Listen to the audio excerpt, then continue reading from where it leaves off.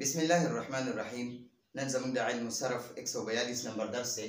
په نن درس کې به موږ د ملحق برباعي باس کې د ملحق بتدحرجه د وو بابونو باس شروع دی. په هغې کې د 5 نمبر باب باس پکو.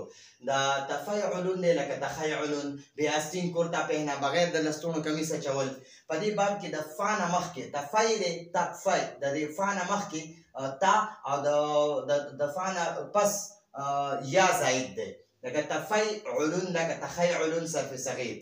نو تخيعل يتخيعل تخيعلا فهو متخيعلون. الامر منه تخيعل والنهي عنه لا تتخيعل. الظرف منه متخيعل. نو دا زمون سره د تفیعلون باب دغه ګردانو. بیا شپږم نمبر باب تفعلن. دا تفعلن چې دی کنه دا اصل کې تفعلون. نو اخره کې یا راغله، هغه یا چې دی د تعلیل د وجې نه بیا تفعلن شو. لکه تشریفن. نو کید کې غیر ضروری پتے کاٹنا، د پټي غیر ضروری پانی یا گیا وغیرہ کټ کولو ته تشریفن وایي. په دې باب کې د فا نه مخکې تفعلن دی، تفعلن. نو د فا نه مخکې دا تا زائد ده او د لام نه پس یا شته دی، خو هغه دې کې نه ښکاري، هغې تعلیل د وجې نه ختم شوې ده. نو د لام نه پس یا زائد ده. دا دوه خبرې په دې کې، دا دوه تا او یو د دې لام نه وروستو یا ده، هغه زائد دي. نو تفعلن لکه تشریفن د دې صرف صغیر. تشریف یتشریف تشریفا فهو متشریف. الامر منه تشریف والنهي عنه لا تتشریف. الظرف منه متشریف. نو دا اوس مون سره شپږ بابونه شو. اووم نمبر باب تفعیلن لکه تقلسن. تفعیلن لکه تقلسن، چې دا تقلسن په اصل کې تقل سیونو. ٹھیک شو.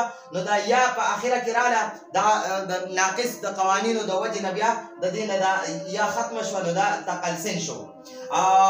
او په دې باب کې د فا نه مخکې تا او د عین نه پس یا زائد ده. دا ګورئ تفعیلن، نو دا د فا نه مخکې تا او د دې عین نه وروستو یا دا زائد دي. ٹھیک شو. نو تفعیلن لکه تقلسن صرف صغیر. تقلسا یتقلسیو، تقلسا یتقلسیو، تقلسا یتقلسیو، تقلسا يتقلسي تقلسن فهو متقلسن. الامر منه تقلسي والنهي عنه لا تتقلسي.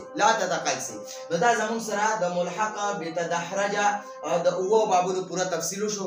ان شاء الله د دې نه پس زموږ اخري د باب احرنجمه د هغې ان شاء الله دوه بابونه دي، د هغې به صرف صغیر کو او بیا به زموږ کتاب ختم شي. ان شاء الله بیا به دعا کو. نو راتلونکي درس پورې اجازت غواړو. هذا هو المرام والله اعلم بحقيقة الكلام.